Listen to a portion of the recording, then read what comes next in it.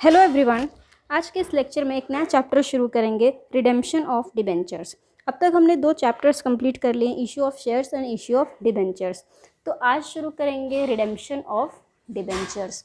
अब तक हमने क्या किया, इशू किया डिबेंचर्स, किसको, पब्लिक को।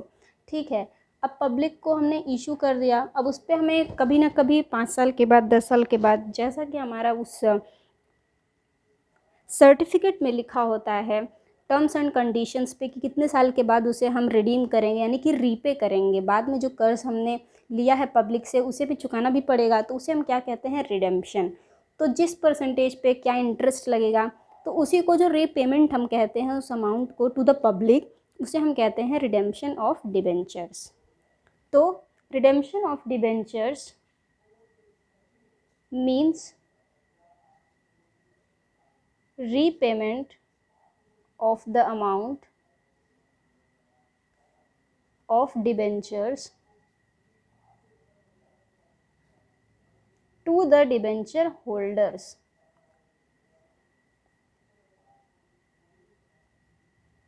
अब यहाँ पर नाम दिया गया है पब्लिक, नहीं डिबेंचर होल्डर्स। तो जब हमने डिबेंचर्स इशू कर दिए पब्लिक को, तो वो क्या बन गए उस कंपनी के लिए, डिबेंचर होल्डर्स। तो पब्लिक को ही यहाँ पर कहा गया है डिबेंचर होल्डर्स।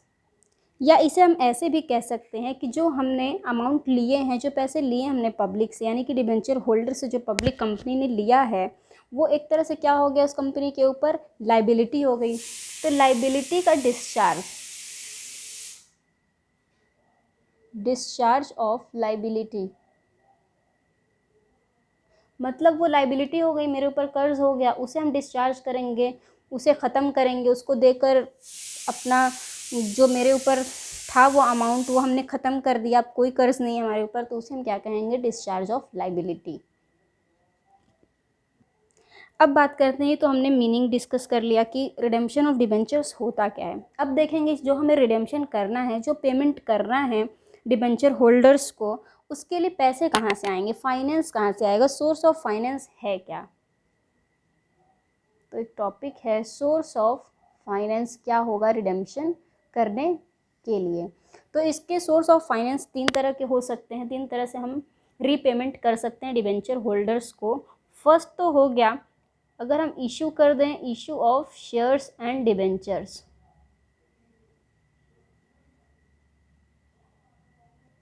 हमने फिर से नए शेयर्स और डिबेंचर्स इशू कर देंगे। तो शेयर्स को जो इशू करके जो पैसा मिलेगा और डिबेंचर्स को जो इशू करके पैसा मिलेगा, उस पैसे को पहले हम पुराने डिबेंचर होल्डर्स को देकर अपना लाइबिलिटी उतार देंगे। दूसरा क्या हो जाएगा, आउट ऑफ कैपिटल, जो कंपनी के पास कैपिटल है, टोटल कैपिटल, उससे भी वो कर सकता है लाइबिलिटी डिस्चार्ज, और जो भी कैपिटल है उससे वो रीपेमेंट कर सकता है। दोनों वही बात है। थर्ड क्या हो सकता है, आउट ऑफ प्रॉफिट्स। अब कंपनी को जितना भी उस साल में प्रॉफिट हुआ है उससे भी वो कर सकता है। सपोज़ 5 लाख का डिबेंचर्स हमने इशू किया था, प्रॉफिट हो गया 10 लाख उस साल में, तो उस 10 लाख का जो प्रॉफिट हुआ है उसमें से 5 लाख निकाल के वो इजीली दे सकता है, उसके पास प्रॉफिट फिर भी बचा रहेगा 5 लाख। तो जो प्रॉफिट्स होते हैं उससे भी वो रीपेमेंट कर सकता है, लाइबिलिटी को डिस्चार्ज कर सकता है। वैसे तो इस चैप्टर से बहुत कम चांसेस होते हैं कि थ्योरी पूछी जाए, इसलिए मैं जो चीज़ें बहुत इम्पॉर्टेंट है, जो कि प्रैक्टिकल में भी यूज़ होने वाले हैं, वही चीज़ें मैं इस वीडियो में बताऊंगी। तो अब एक बात कर लेते हैं कि 2 अकाउंट्स बनाते हैं। जब भी हम प्रैक्टिकल क्वेश्चन सॉल्व करेंगे तो उसमें 2 अकाउंट होंगे जो कि हमें बनाना बहुत ज़रूरी है। तो वो 2 अकाउंट कौन से हो जाते हैं,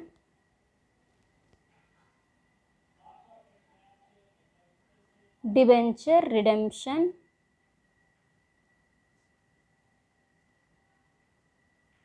इन्वेस्टमेंट, और एक और अकाउंट बनाएंगे डिबेंचर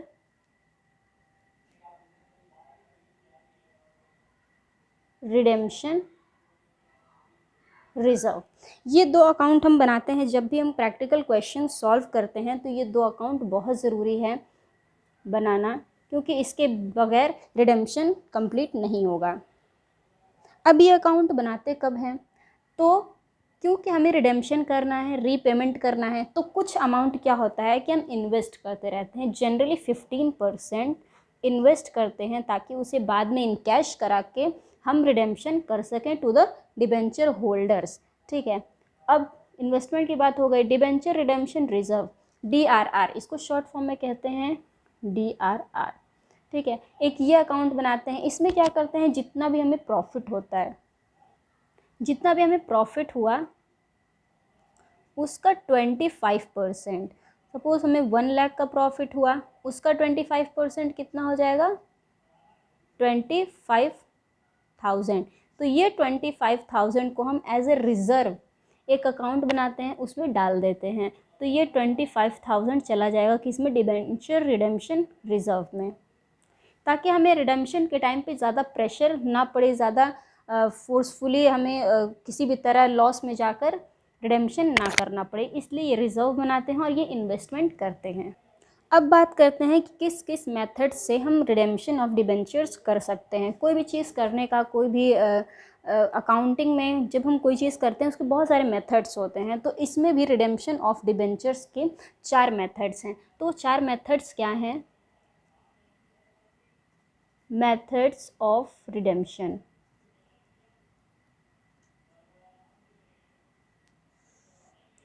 फर्स्ट मेथड क्या है, लंप सम पेमेंट।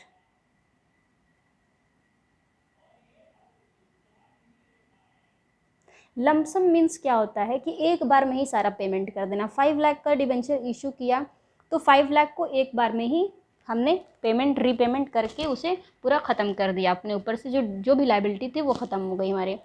सेकंड क्या हो सकता है, इंस्टॉलमेंट। या तो हम इंस्टॉलमेंट में करें, 1 लाख करके दें या 1,50,000 करके दें, इस तरह से हम कई बार में उसको पेमेंट कर सकते हैं। थर्ड क्या है, purchase of own debentures in open market. Open market है, उसमें अपने डिबेंचर्स को खुद ही परचेज कर लेना, उससे रिडेम्पशन कर देना, तो ये क्या होगा, purchase of own debentures in open market. Fourth,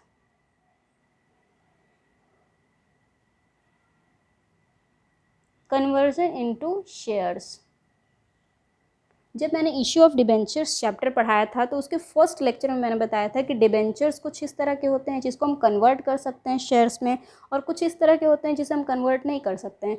तो जिसे हम कन्वर्ट कर सकते हैं उसे हम कन्वर्ट करके भी पेमेंट कर सकते हैं, उसको शेयर्स में कन्वर्ट करेंगे, उससे पैसे मिलेंगे तो उस पैसे से हम रीपेमेंट कर देंगे। अब कुछ एंट्रीज़ की बात करते हैं।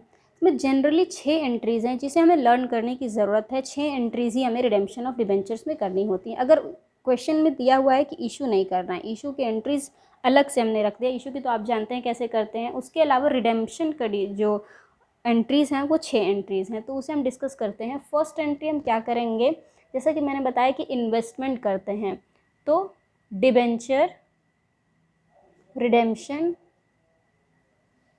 इन्वेस्टमेंट टू बैंक, यहाँ पर जो भी फेस वैल्यू है उसका 15% हम डाल देंगे इन्वेस्टमेंट में, तो ये एक एंट्री हो गई। सेकंड एंट्री, अब जो हमने इन्वेस्टमेंट किया है इसको इन कैश कराएंगे।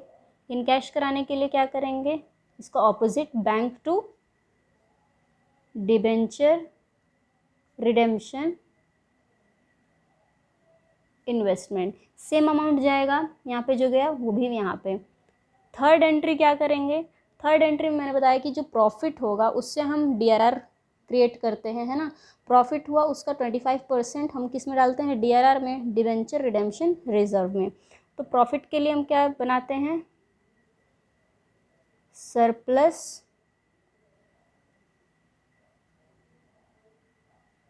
इन statement of profit and loss account, ये हम बनाते हैं। उसको हम कहाँ डाल देंगे, डिबेंचर रिडेम्पशन रिजर्व में।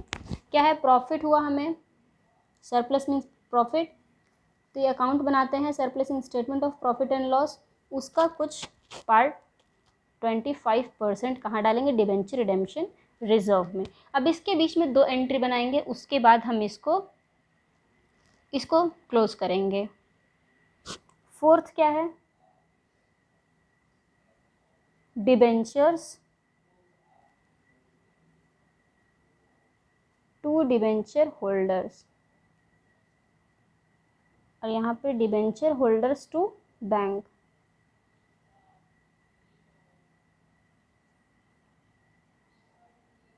मेन रिडेम्पशन यही है, 2 एंट्री, ठीक है। ये तो हमने उसे ट्रांसफ़र किया DRR में, इन्वेस्टमेंट किया, उसको इन कैश कराया, 3 एंट्रीज तो ऐसी ही हो गई। ये दोनों रिडेम्पशन की हैं, debenture to debenture holders to bank. Last entry क्या होगी, ये तो 5th हो गया, 6 है। अब इसे हम क्लोज करेंगे, debenture redemption reserve, debenture redemption reserve क्या अकाउंट बना के करेंगे, जनरल रिजर्व में ट्रांसफ़र कर देंगे। ये डिबेंचर रिडेम्पशन रिजर्व को किस में ट्रांसफ़र करेंगे, जनरल रिजर्व में। और यहाँ पर कौन सा अमाउंट जाएगा, यही वाला, statement is surplus in statement of profit and loss to debenture redemption reserve का जो 25%, जो भी फेस वैल्यू का 25% होगा। सपोज 25,000, 1 लाख है हमारा प्रॉफिट, या 1 लाख डिबेंचर इशू किया था, उतना में रिपेमेंट करना है, उसका 25% 25,000 हो जाएगा। तो यहाँ पे भी 25,000। तो ये 6 एंट्रीज़ हैं जिसे हम पूरे चैप्टर में करेंगे, तो इसे आप लोग लर्न कर लीजिए। तो आज की वीडियो में हमने थ्योरी कवर किया, नेक्स्ट वीडियो में हम प्रैक्टिकल क्वेश्चंस शुरू करेंगे, question number 1 and question number 2। तो आज की वीडियो में बस इतना है, मिलते हैं अपने नेक्स्ट वीडियो में। Till then take care, bye bye.